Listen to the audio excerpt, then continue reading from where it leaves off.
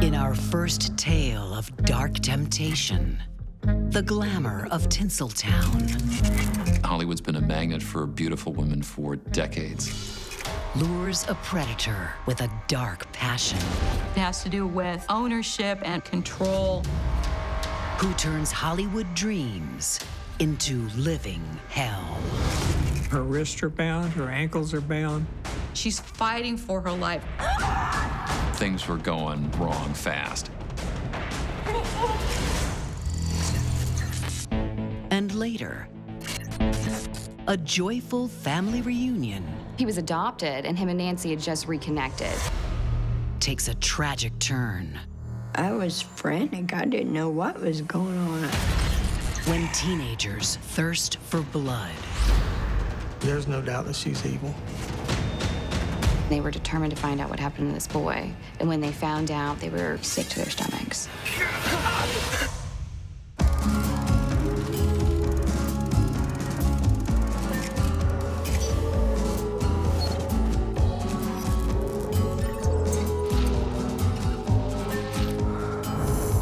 These chains that bind, these chains that bind your heart to mine.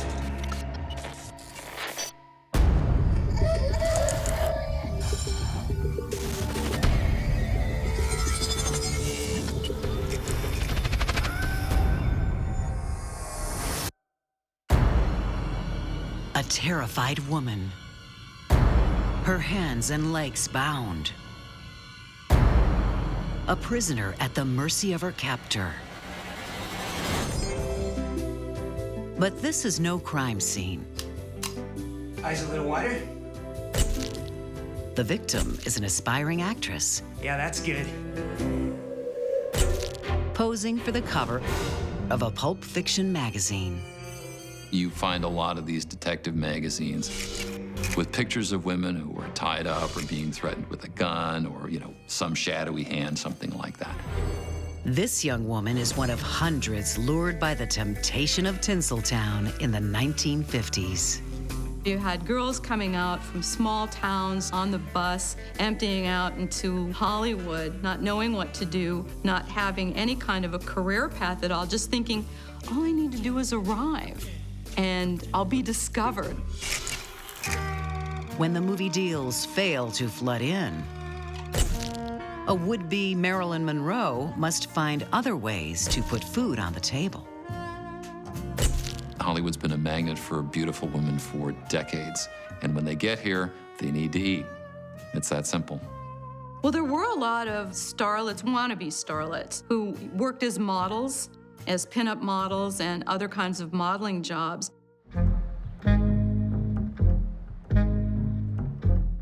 On August 1st, 1957, 19-year-old Judy Dull prepares for her latest assignment. An aspiring actress and model, very attractive young lady. It's come at a good time. More than ever, Judy needs the cash. She was engaged in a pretty nasty custody dispute with her ex-husband over their 14-month-old daughter. And she found pinup modeling to be fairly lucrative, better than waiting tables or working behind a counter. She won't even have to undress for this job. All she has to do is be tied up and act terrified. It was a legitimate shoot, something that might end up in a magazine, in a detective magazine. Judy will never make it to CoverGirl. She doesn't return from her modeling job. She just disappeared. Boom, gone. Is she just one more starlet disillusioned with a dead-end career? Judy's worried roommate tries to contact the photographer who booked her that morning. Judy wasn't really hesitant about leaving with him for the assignment. Because here he was, he'd given his name, he'd given a phone number. It's a wrong number. Her roommate's next call is to the LAPD, who zero in on Judy's ex-husband. Judy Ann Dull's husband was a suspect. Whenever a spouse goes missing, you look at the one that's still there, and especially in the case where they're divorced and engaged in a pretty bitter custody dispute over a child. Despite their torrid breakup, there's nothing linking Judy's ex to her disappearance. He wasn't a serious suspect in her disappearance, and in fact, a week after she disappeared, he was awarded full custody of their daughter because she didn't appear at the hearing. With no other suspects, the cops write Judy off as a gal who gave up on Tinseltown. After all, Judy wouldn't be the first to find LA too hot to handle. They thought it was possible that the strain and the stress of the child custody dispute with her ex-husband had just caused her to leave town. But Judy hasn't left town. She's been caught in the web of a vile predator.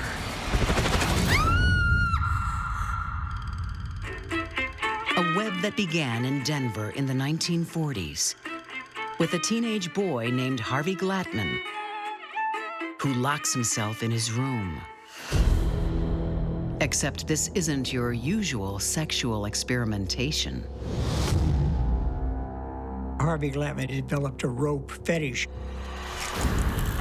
He's found a new game to play. Harvey was found by his mother to be suspended non-totally, his feet were on the floor, with a ligature around his neck. He was lowering himself onto the rope, and he was masturbating simultaneously. He would choke himself out till he was unconscious. Plenty of people enjoy bondage behind closed doors. According to sex therapist Alexandra Katahakis. Humans in general find some sort of bondage and submission sexually arousing to them. It pushes the arousal systems in the brain.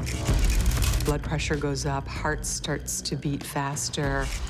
There's a dopamine surge that occurs also. So the arousal level gets higher as we increase novelty. A rope fetish isn't the only thing that sets Harvey Glatman apart. He's awkward, unattractive, and has no luck with the girls. Harvey Glatman had extreme difficulty relating to women in general. He just couldn't. As a kid, his nicknames were Weasel and Chipmunk. It probably tells you a great deal about how far he got with women. With each rejection, frustration and resentment burn. Harvey starts to lash out. He started snatching purses off of women walking down the street. And in some cases, he would throw those purses back to the women. Now, the reason he did that, that's an early expression of his anger and hostility toward women. And throwing the purses back indicated his power over them. He could either keep the purse or he could give it back to them. That's a sense of power. And if women won't accept a date with him, he'll give them a taste of romance, Harvey style. He wanted real actual time with a woman. He broke into women's houses or apartments, and he would tie them up, he would fondle them, and he would force them to cuddle with him. Harvey doesn't injure the women, but he likes to be in charge of this creepy date. He would sometimes force them to watch TV. What are you watching? His preferred shows were TV sitcoms. It was a deeper part of the fantasy. It has to do with ownership and possession, domination, control. In 1957, 29-year-old Harvey Glatman moves to LA. A passion for bondage might be a dirty word in Middle America. But here in Hollywood, anything goes. He could tie them up, ask them to pose as sort of frightened. It was all legitimate. It is the perfect hunting ground for a predator with a dark temptation. Hollywood in the late 1950s is full of starry-eyed gals hoping to make their dreams come true. Okay, just relax again. Harvey Glatman has also found the perfect way to fulfill his fantasies. Being in Hollywood just was a natural for someone like Harvey. What he discovered was you could find modeling agencies that would send women out for photo shoots. How perfect. As long as he has a camera in his hands, sexy women ask no questions. He could tie them up, ask them to pose first as sort of frightened and meek. I want to see you look really terrified. Come on. And he would photograph them in these various poses and these various expressions on their faces. It was all legitimate. And in the privacy of his dark room, Harvey's wildest obsessions develop into something strange and dangerous. He said it wasn't really the women. It was the pictures of the women being tied up that was exciting to him. It was their helplessness. It was their captivity. When that fantasy is realized, the next eager starlet is waiting, only a phone call away. In October 1958, 28-year-old Lorraine Vigil is excited about her big break. Thanks for picking me up. This was going to be her very first modeling job. She'd registered with an agency, and she was going to give it a try pinup modeling. She was good looking, and thought, what the heck? Lorraine's nervous enthusiasm bubbles over. Thank you so much for the opportunity. It's my first job. But her companion is strangely quiet. He wouldn't look at her. So whereabouts is the studio? He wouldn't answer her questions. Harvey Glatman has other things on his mind. She figured out pretty quickly that things were going wrong fast. The first question to him was, why aren't we going to his studio? Then all of a sudden, boom, he's driving really, really fast. And at that point, she realizes, oh, this isn't good. I think we should turn around. For this first-time model, the shooting won't be done with a camera. He produces a gun and points it at Lorraine. Do what I say and you won't get hurt. The choice is stark. Fight or die. She was a fighter. She grabbed the muzzle of the gun and held on to it. Somebody help me! And they're wrestling around, trying to fight for this gun. She starts fighting with him. The gun goes off. Lorraine is lucky. The bullet only grazes her leg. She's fighting for her life. She realizes now that this isn't going to end well unless she gets the upper hand. She manages to open the passenger side door. The two of them tumble out into the dirt, and they're struggling. It was not quick. It was a long, dragged-out fight between the two of them. She bites his wrist. He screams out in pain, lets go of the gun. She turns it around and points it at him. No, please don't shoot me. She fought him, and she fought him well. And I think that's what saved her life. Lorraine's courage is rewarded with another stroke of luck in the shape of a highway patrolman. Gun down, man. It's his gun. He doesn't know what's going on. He doesn't know if the little mousy guy with the big ears is the victim or the perpetrator. All he sees is a woman with a gun. When the officer searches Harvey's car, he soon realizes who the attacker is. He finds a camera, a pocket knife, and a coil of rope. What cops uncover in Harvey's apartment is far more disturbing. The police found this toolbox loaded with photographs that he had taken. He was engaging in these extremely gruesome acts. remote desert road outside Los Angeles, Harvey Glatman has just been caught trying to kidnap pinup model Lorraine Vigil. Police decide to search his Hollywood studio, where they find a toolbox full of bizarre photos. For Harvey, the photos of his victims were powerful images. Here he was dominating, literally dominating, very attractive women, women who never would have given him a second look for any reason. They were like totems, very powerful images for him. That's why I kept them. Staring out from the photos is missing model Judy Dull, and another woman who had also disappeared. Pinup gal and stripper Ruth Mercado.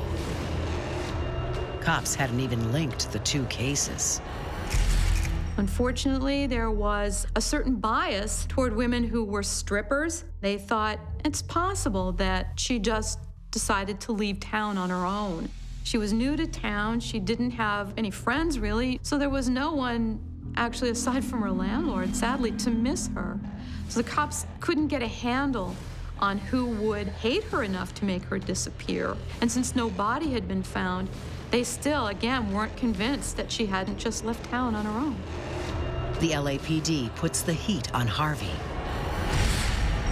It took a couple of days of questioning before he finally caved in and admitted to the murders. Why did Harvey cross the line from rope-obsessed bondage freak to cold-blooded killer? In the end, photos alone could not satisfy his dark temptation. The photographs helped keep him in what I would call an arousal range. He was constantly pushing his nervous system so that he could keep inching upward. So he needed more and more and more until he was engaging in these extremely gruesome acts. Harvey was looking for that psychosexual plateau. That's that level of excitement that is absolutely satisfying.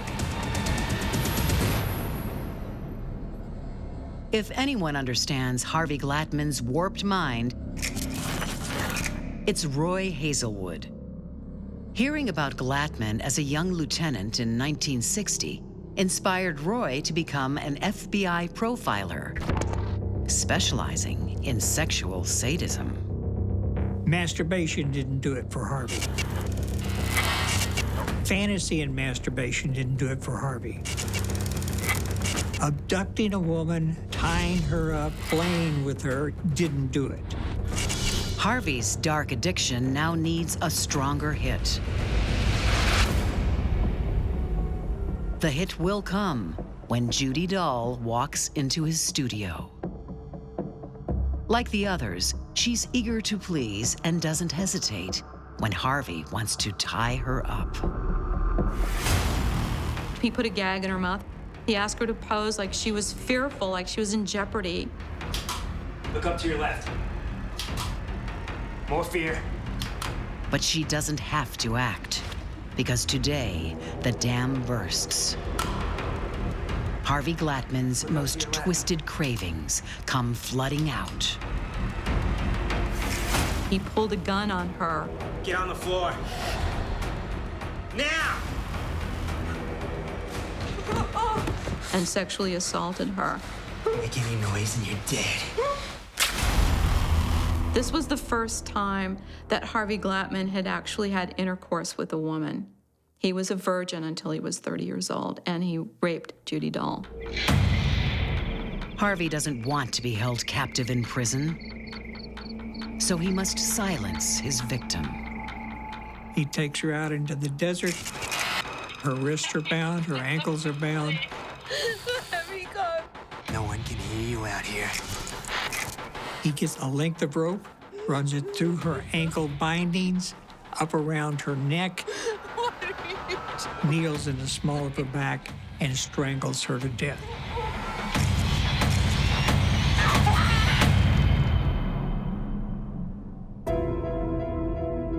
From that point, the desert becomes Harvey's killing ground. After confessing, Harvey leads police to the remains of Ruth Mercado and the body of another missing woman, Shirley Ann Bridgeford, a single mom who he met on a blind date. Like Judy Dull, both women were raped, hogtied, and throttled.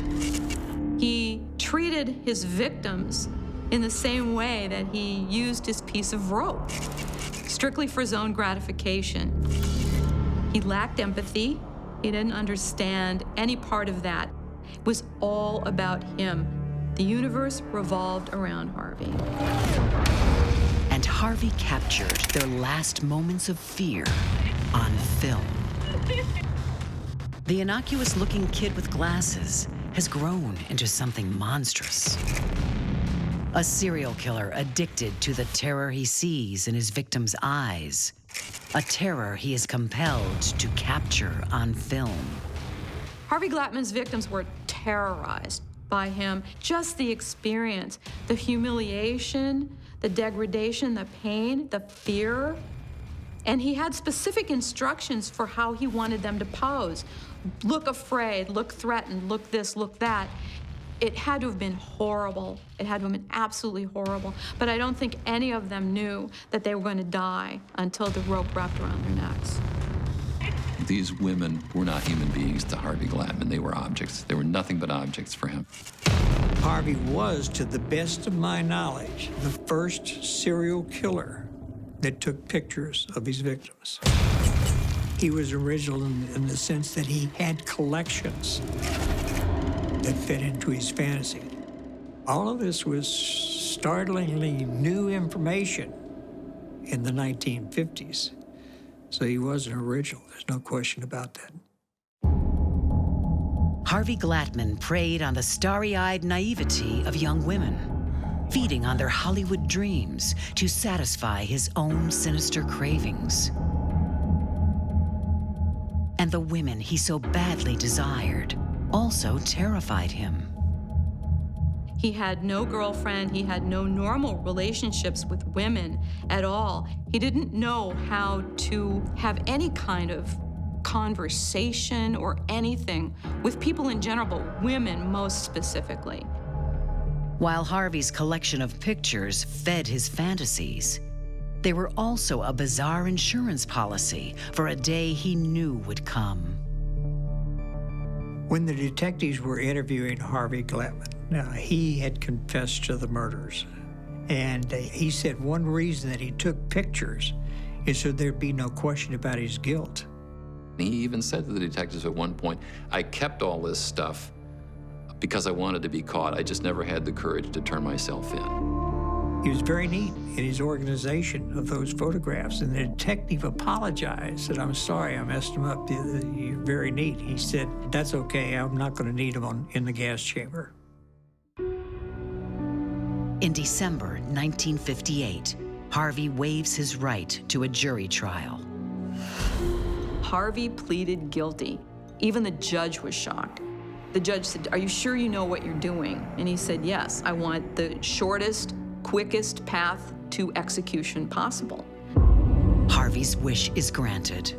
In September 1959, he goes to the gas chamber, finally putting his dark temptation to rest. Harvey was a sexual sadist. A sexual sadist is aroused by the suffering of his victim. Harvey enjoyed the suffering that these women were experiencing, not physical suffering, but emotional suffering, psychological suffering. There are a lot of people who have sexual fetishes that never act out violently, but Harvey Glatman was hardwired for deviance.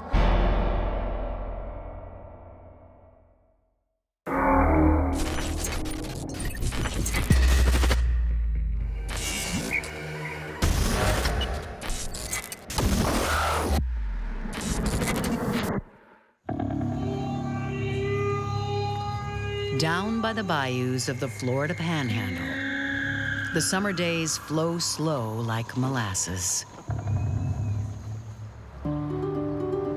But in the waterfront town of Parker, Nancy Robinson's pulse is quickening. It was like a dream. he asked me if he could come and live with me. And I was so excited. Her birth son, Jacob Hendershot, is on the doorstep. Adopted as a newborn, the 16-year-old is finally coming home. When I saw him, I just lit up all over. I was so happy. I hugged him, and he was so grown up. He was beautiful. He was just beautiful. Him and Nancy had just reconnected. He had just moved down here to spend that summer with Nancy, to get to know her and be with her. Jacob was brought up by his grandparents in Indiana. His mom, Nancy, is proud of the man Jacob has become. He was just a wonderful child. He believed in God. He had a Bible. He would read his Bible. He wanted to be a doctor and go down to Central America. And he just had so many different dreams and things that he wanted to do. For now, he just wants to savor the Florida waterways. But a fresh face in a small town doesn't stay secret for long. Parker's a small community. Everybody in that neighborhood kind of walked around and talked to each other. Jacob catches the eye of local teenager Stephanie Pisty. Stephanie was one of the first people he met. She was a neighbor of theirs. You're cute. Jacob came up and he told me, there's this girl down by the dumpster, and she says I'm cute. And she asked me if I wanted to date. Jacob is intrigued by this strange, sassy girl. And he's keen to make friends in his new town. But his mom is not so sure about Stephanie. Hi, guys. Can we keep the door open? A beautiful girl stealing the attention of her long-lost son? Nancy won't let Jacob slip away that easily. Yeah, sure. I told her, I know you're young and I don't know if you're in love or what, but Jacob has just been reunited with me and we've never been together. We need bonding time. Over the next 3 weeks, Jacob does plenty of bonding with Stephanie.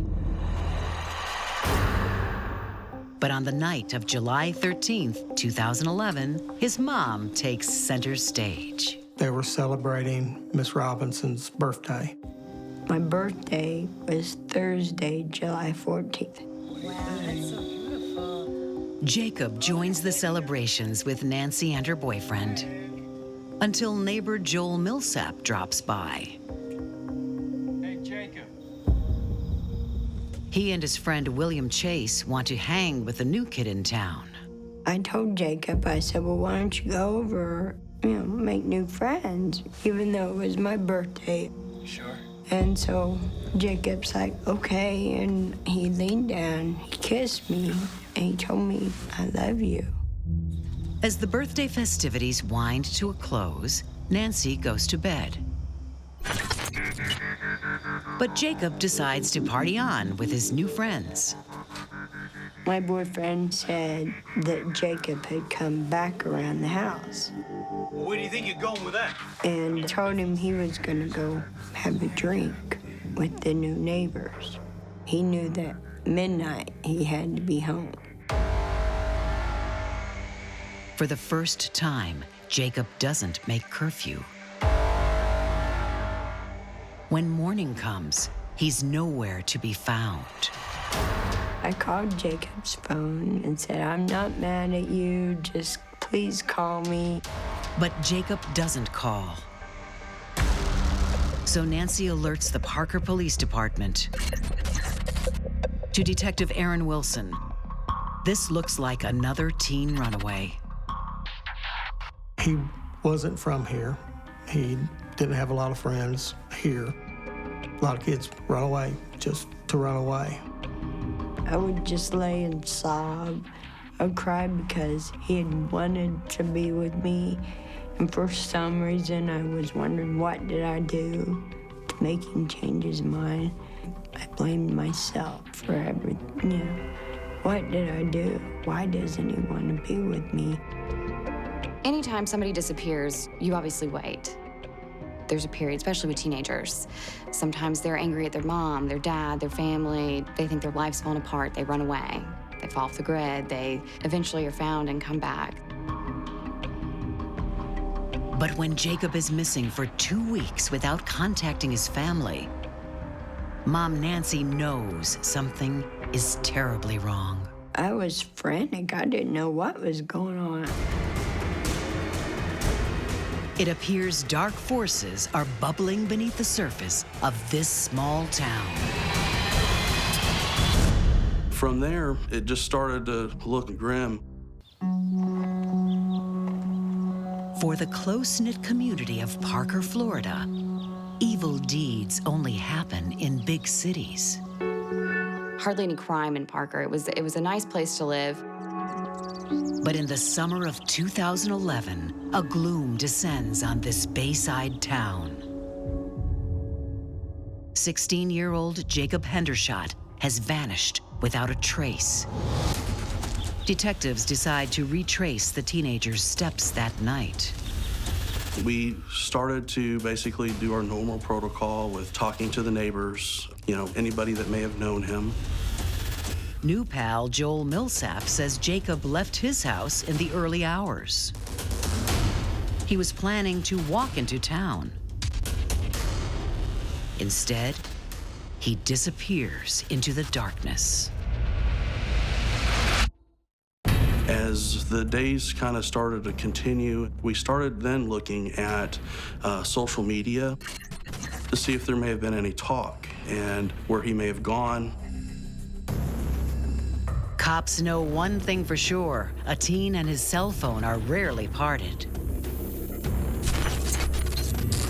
About the second week, when we realized that there's been no activity, and a 16-year-old that's plugged into Facebook and everything, it's just not common. That's when we started changing our investigation from a missing person to a criminal investigation. Who would want to harm this shy, gentle kid? I've done this a long time, and I've said it 1,000 times. It's generally somebody that knows them. You have a child missing, the first place you start is home. We started looking at the boyfriend of Jacob Hendershot's mother. Nancy's boyfriend was heard arguing with Jacob the night he disappeared. Where do you think you're going with that? None of your business. Oh, it is my business. Perhaps Nancy's lover was jealous of the new man in her life. But the investigation turns up nothing, and Nancy's boyfriend is cleared. With clues thin on the ground, detectives are feeling the heat of this long Florida summer. There was theories floating around. Maybe Jacob was hanging out with friends and he had too much to drink, and maybe he's not a good swimmer. He's not from here. Fell in the water and might have drowned. That was pretty much what everybody kind of thought happened to Jacob, that he might have jumped in the water and just never made it out. We searched by air, by boat, underwater. We used canines just to try to find, some type of clue that we may be able to look at. Not one stone was unturned. Then, right on Nancy's doorstep, police unearth a grisly clue. We found 3 cats that had been mutilated. Are these mutilated animal remains connected to Jacob's disappearance? Cops aren't sure, until a tip-off from a local mom turns the tide. Panama City Police Department had gotten a call with some information that they had received. A group of teenagers has been gossiping about Jacob Hendershot. One of their mothers had overheard some chatter and quickly alerted authorities, and when they started looking, they checked Facebook. And that's when they found out that these kids had been kind of bragging about what they might have done to Jacob. This teen gang has a leader, Jacob Hendershot's new girlfriend, Stephanie Pisty. Stephanie was what they called a little alternative. She would have different color hair every day. She was a little moody. She had a bad mouth on her. She liked to drink, and she was into some drugs. She wasn't your polite, normal teenage girl. Cursing, drugs. For Stephanie, that's kid stuff. She has much darker desires. Her whole life, she thought she was a little different, that she was a vampire/werewolf. A teenager obsessed with vampires? Not so unusual. Forensic psychologist Stephen Diamond says a rash of hot-blooded heroes in books, films, and TV has tapped into a teen's thirst for identity. We know that vampire cults have become very popular.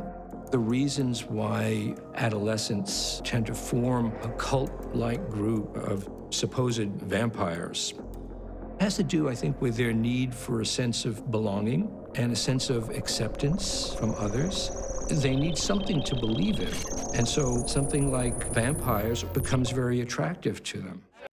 By the summer of 2011, the adolescent undead are rising. We did start seeing that there had been some other cases involving vampirism here in the United States. In Texas, there had been a case where a person was trying to break into a person's hotel room and drink their blood. It just appeared to be something that was going on at the time. A lot of this stuff stems from television shows. You know, she was just kind of making her own alternate reality.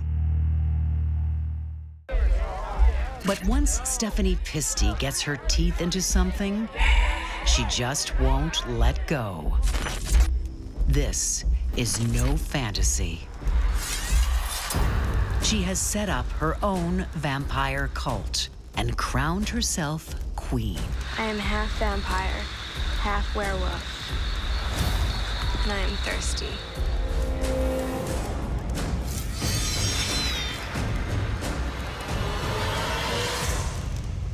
They would drink blood.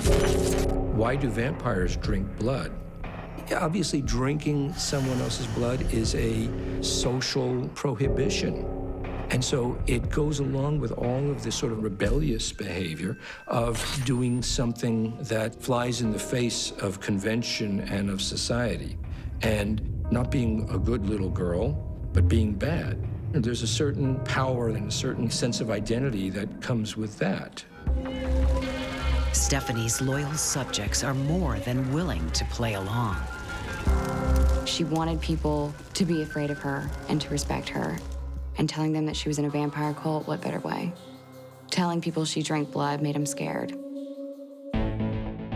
When young Jacob Hendershot comes to town, Stephanie sees him as the perfect prey. I asked Jacob, I said, so how are you and Stephanie doing? He said, I ain't messing with her. She's crazy. She is crazy. I'm half werewolf, half vampire. She told him that she was a vampire, and he told her. That's an abomination. Hell hath no fury like a vampire scorned. Jacob won't fall for her dark temptation. So Stephanie finds another use for this new blood. They were determined to find out what happened to this boy. And when they found out, they were sick to their stomachs. In the summer of 2011 in Parker, Florida, police learn they have a teen vampire cult in their midst. The cult is linked to the disappearance of 16-year-old Jacob Hendershot. Leader of the Fang Gang is Stephanie Pisty, self-proclaimed vampire, and Jacob's summer lover. What we found out is that Stephanie Pisty states that she's part werewolf, part vampire. That may be one of the reasons why she's enamored with the blood. Acting on a tip-off, police grill 17-year-old cult member William Chase. What they discover is that Stephanie Pisty is more vamp than vampire.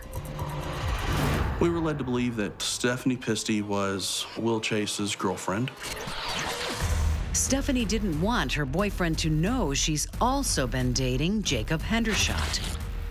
So she concocted a story to cover her tracks. With her meeting Jacob Hendershot, she had an encounter, maybe a sexual encounter, and she basically was concerned about being pregnant. So she had told Will Chase, her boyfriend, that she had been raped by this other kid. He has to pay. Yeah, he will. But Stephanie hasn't been raped. She had told the lie to her boyfriend and made him enraged. I think Stephanie, being a teenager, scared, didn't know what to do, quickly lied, told him that Jacob had raped her, and this infuriated William Chase. William Chase wants to make Jacob pay for raping his girlfriend. But the vampire queen has ulterior motives. I want to drink his blood. You will.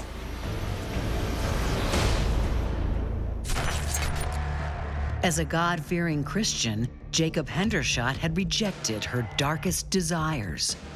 That's an abomination. Now Stephanie's thirsty for revenge. Stephanie was the leader of the group and probably enjoyed having that kind of power. She really was wanting to hurt people, to express her revenge for perhaps having been hurt herself by Jacob. She manipulated these other young men to do her bidding because she was angry. William Chase tells police what really happened the night Jacob Hendershot disappeared. Invited to a party,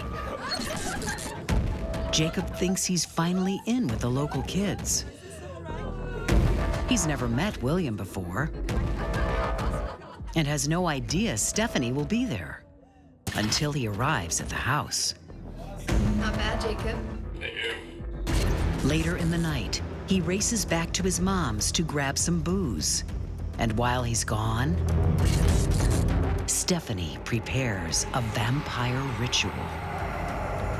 She wants to get this party going with a drink of blood. Jacob is walking into a trap. Everybody had a job. As soon as Jacob walked through that door, they ambushed him. One of Stephanie Pisty's henchmen is 20-year-old James Gay. Gay had actually taken a wallet chain and had wrapped it around his hand. When Jacob Hendershot came in the room, he basically punched him in the face. He fell, but then got up and ran outside into the driveway where Millsap and William Chase caught him.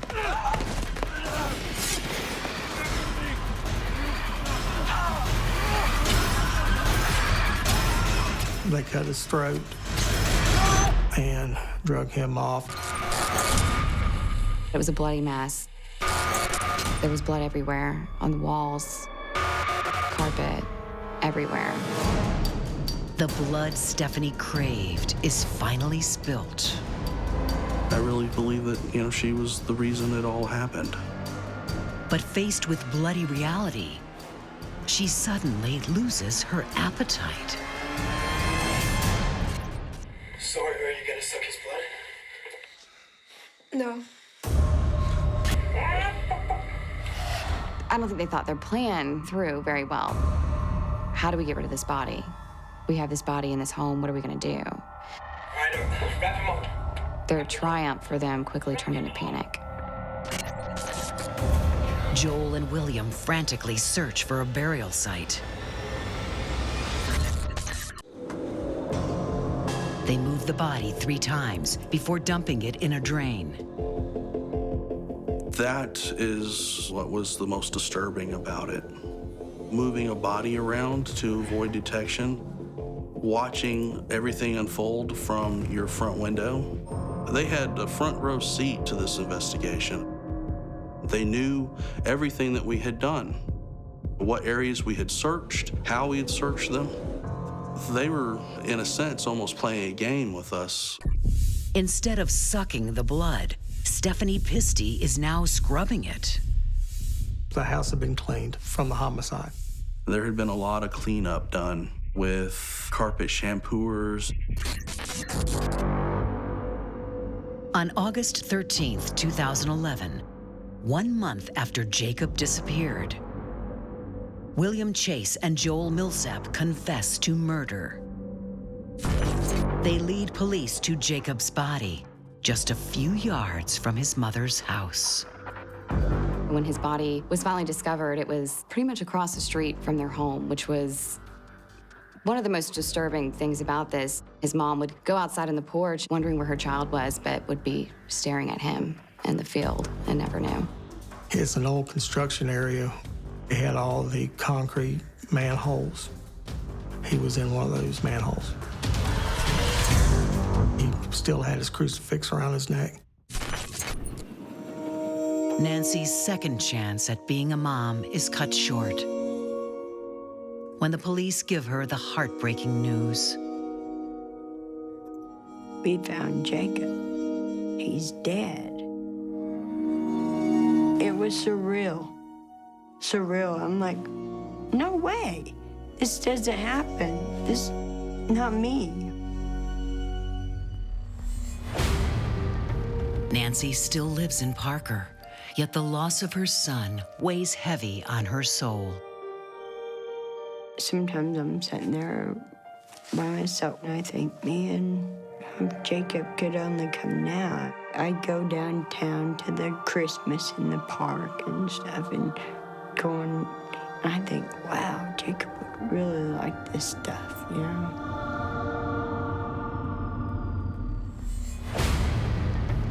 On trial, William Chase and Joel Millsap plead no contest to second-degree murder and are sentenced to 25 years.